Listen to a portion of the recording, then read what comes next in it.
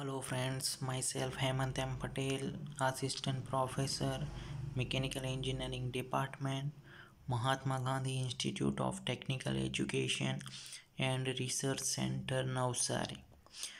Today we are going to discuss about the superheat temperature control. So basic feedback control, right? So why it is required to control the superheat temperature? Because we are getting more and more superheated steam and goes into the particular surface at that time that surface will getting damage. So that's why it is necessary and it is required to control that superheat temperature. So for the control that particular superheat temperature, there are a number of method, but before that, first of all, we can see the basic feedback control. So over here you can see this is the boiler drum. Means what? From the boiler we can generate the steam, right? And that steam which is passing into the superheater, right? So already we've discussed about the function of the superheater to increase the temperature of steam, right? Generally we know about that high superheated steam which is required to rotate the steam turbine, and we can get the benefit, but sometimes little bit we can require to reduce the temperature that particular steam for according to uh, IBR. So that's why first of all we are introducing steam into the superheater. After over here you can see this is the superheater. Means what? Over here we can reduce the temperature of steam, right? That further later we will discuss. But after that steam which is goes into the superheater, and after it is goes into the high pressure turbine where it is required to rotate that particular steam, right? But depend, over here you can see mean steam temperature, right? So first of all we can set the particular that temperature, okay, before entering that steam on to the turbine. At a time that much amount steam is required, right? More than that we can reduce that particular steam temperature. That's why over here you can see main steam temperature set point, right? So up to the limit that steam temperature will be increased at that time. Over here you can see this is the spray water control var, right? So we can reduce that particular steam temperature. We are introducing spray water over here. That's why it is called the D superheater. That's why it is called the D superheater, right? So according to the temperature, how much amount of temperature will be reduced, that depend, and then we can open that particular valve and water spray onto this steam, that is known as the D superheater.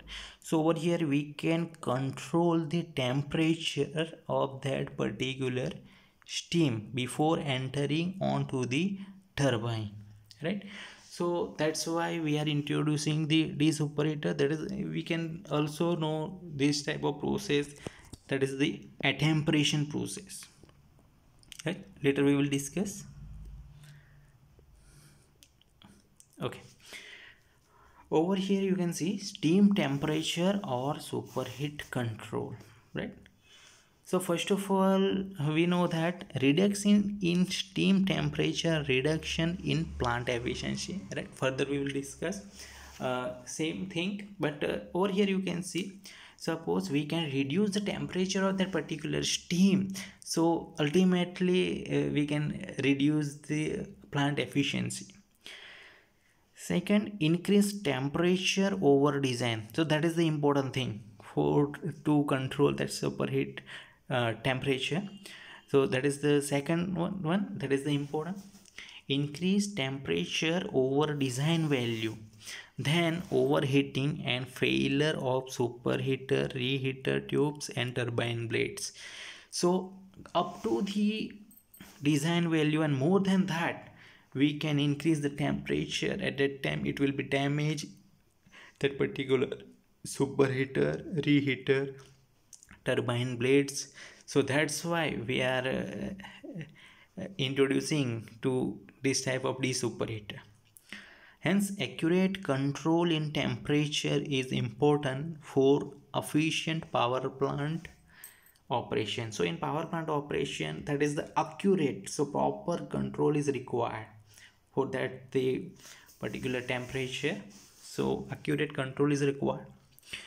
The main variable affecting the superheater temperature are furnace temperature, mass flow rate of flue gases, cleanliness of heating surface, variation of load of the plant. So this is the main variable affecting onto the superheat temperature. So furnace temperature, so whenever we are getting the high amount of the temperature, that means we can reduce the temperature of that particular furnace. Mass flow rate of flue gases, right? So we know after the combustion of the fuel, hot flue gases will be generated. After that hot flue gases which is passing on to the superheater, reheater, turbine blade, etc. So that times depend on the mass flow rate, how much amount of mass flow rate we are supplying the flue gases, so we can reduce that thing. Cleanliness of heating surface, so that is also variable affect the superheat temperature. And variation of load on the plant. So these are the main variable affecting the superheater temperature. The superheat of steam can be controlled by following methods. So there are a number of methods we are using for the control that particular superheat of steam temperature. First one, combined radiant convective superheater. So we are utilize the combined radiant and convective superheater, because we must know about the heat transfer surface area and radiant and convective. Due to the radiation we can getting the heat, that is the radiant, and due to the convection we are getting the heat, that is the convective. So D superheating and attemperation. D super means D superheater, pre-condensing of steam, right? Fourth one, bypass the furnace gas around the superheater. Fifth, gas recirculation. Sixth, tilting the burner in the furnace. Seven, auxiliary burner we can utilize. And eight, twin furnace also we can utilize to control that particular superheat temperature. So these are the method for the control that particular steam temperature. So over here you can see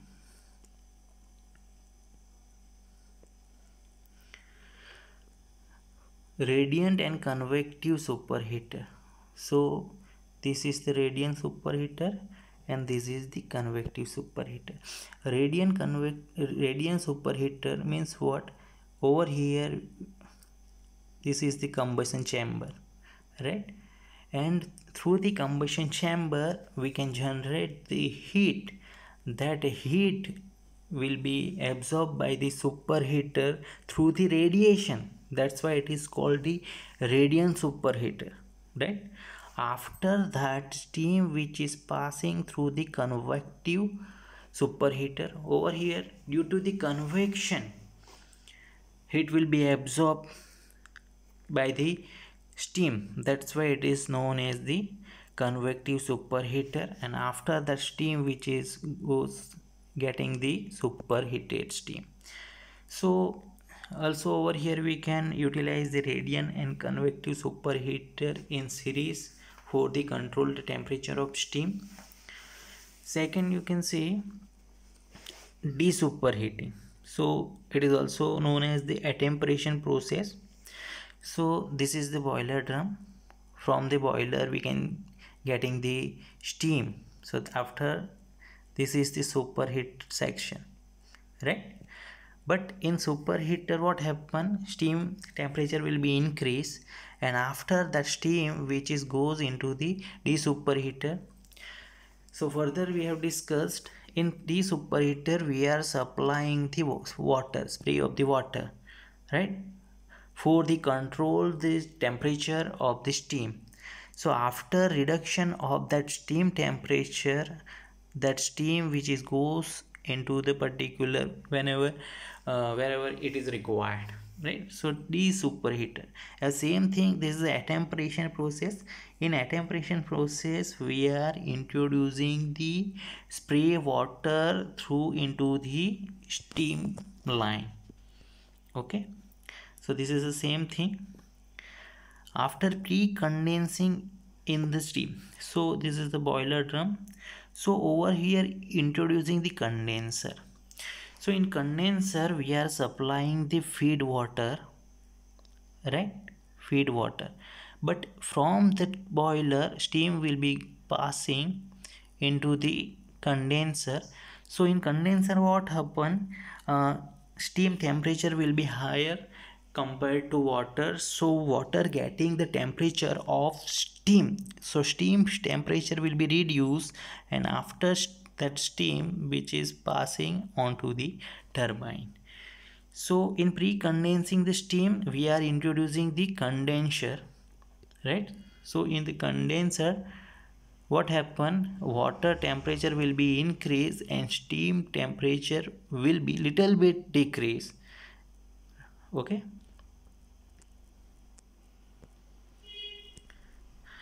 after another method you can see bypass control valve, right? So in this method what happen, over here this is the control valve. So this is the superheat section. So flue gas is entering into the this way. At a time what happens, suppose temperature of steam will be increased up to the certain level, at that time this bypass valve will be closed. So that's why this flue gas is not entering into the this particular area, right? So through that particular way we can reduce the temperature of steam. After you can see gas recirculation. So that particular from the flue gases will be generated, and that gas is passing into the this direction. So that much amount of area will be increased. So that's why what happen, that gas will be passing into the this way. So gas will be become a little bit uh, cold compared to there's the same direction we are introducing, right? So that gas we can recirculating into the particular area, right? So that's why, suppose the flue gases we are entering from the here and passing, there are number of path, at that time it will be getting the little bit low temperature, right? So this is also another method to reduce the temperature of that particular steam.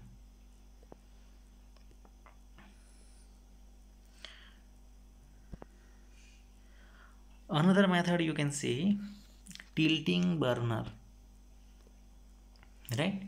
So first of all you can see this is the burner. So direction of that flue gas is in this direction, which is directly connect with the superheater area. So in superheater the steam will be getting the heat and it will be converted into the superheated steam, right? So after what happen, up to the certain level of steam, that burner will be tilt in this direction. So that's why what happened, that gas is passing through this direction, so not affect that particular superheater section, right? So this method also we can utilize to control the superheat temperature. Another auxiliary burner, right? So through the auxiliary, this is the main burner and this is the auxiliary burner.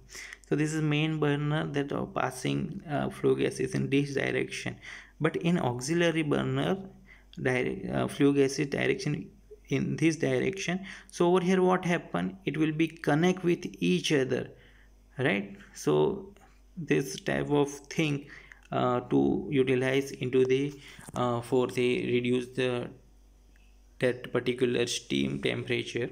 So auxiliary burner we can utilize.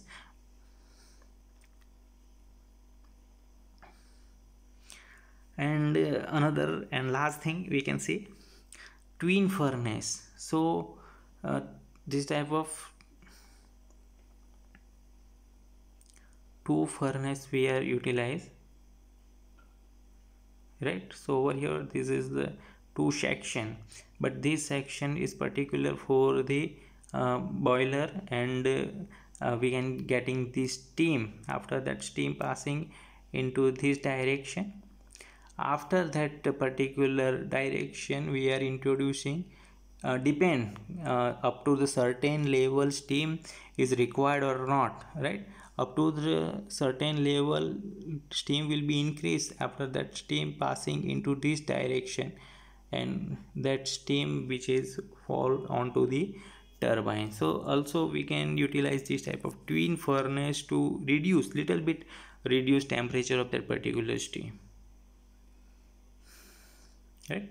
So it's most probably over here you can see this is the important method in examination. Desuperation means attemperation method, right? So in attemperation method you just remember we are introducing the water, spray water into the line of the steam. That's why steam temperature will be reduced.